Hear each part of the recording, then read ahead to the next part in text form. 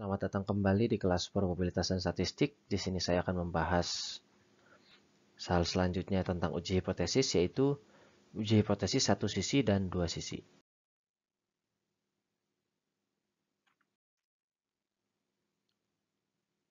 Yang sudah kita pelajari di video sebelumnya adalah uji hipotesis yang seperti yang terlihat ya. H0, H awal, hipotesis nolnya itu adalah mu sama dengan mu 0. Dan hipotesis alternatifnya itu adalah mu tidak sama dengan mu 0.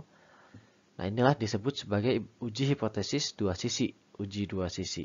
Karena dia daerah kritisnya terdapat di dua sisi. Kita nggak mau nilainya itu lebih kecil dan lebih besar dari nilai min ini. Ya. Sedangkan ada juga uji hipotesis yang melibatkan hanya satu sisi. Ya, seperti itu penulisannya H0 itu didefinisikan sebagai mu sama dengan mu 0 dan H1-nya adalah mu lebih besar dari mu 0.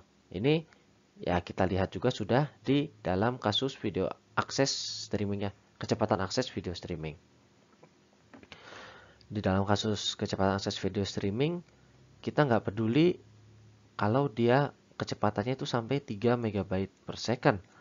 Yang penting apakah dia itu ada di atas 0,5 atau di bawah 0,5. Yang mana mu-nya berarti kita rencanakan mu sama dengan 0,5, mu lebih besar dari 0,5. Jadi kita misalkan nilainya itu 3 MB per second atau nilainya 0,1 MB per second, ya kita nggak peduli ya. Yang penting dia di atas 0,5 atau sama dengan 0,5.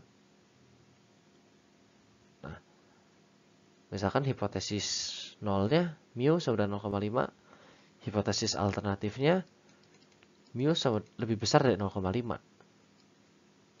Jadi kalau kita dapat sampelnya itu 0,3, ya kita tidak menolak H0-nya di sini. Inilah perbedaan uji hipotesis satu sisi dan dua sisi. Mau kita dapatnya 0,1, ya kita tidak menolak H0 ini ya. Seperti itulah. Daerah kritisnya kalau untuk dua sisi itu terbagi sama rata, sedangkan kalau untuk satu sisi itu hanya di salah satu ujungnya aja. Kalau dilihat seperti ini ya.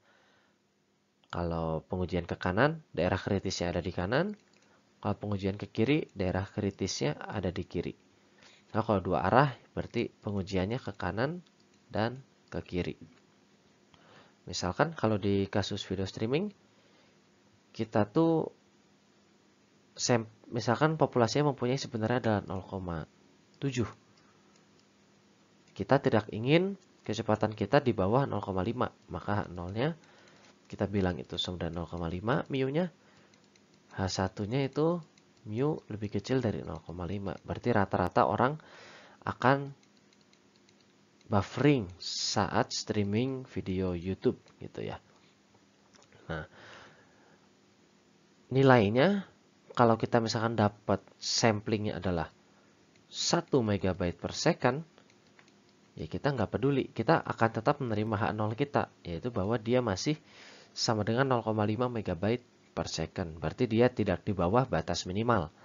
Yang mana itu adalah tujuan awal kita, yaitu agar akses video streaming kita lancar. Kita sebagai provider ISP di sini ya. Nah, itulah daerah kritis.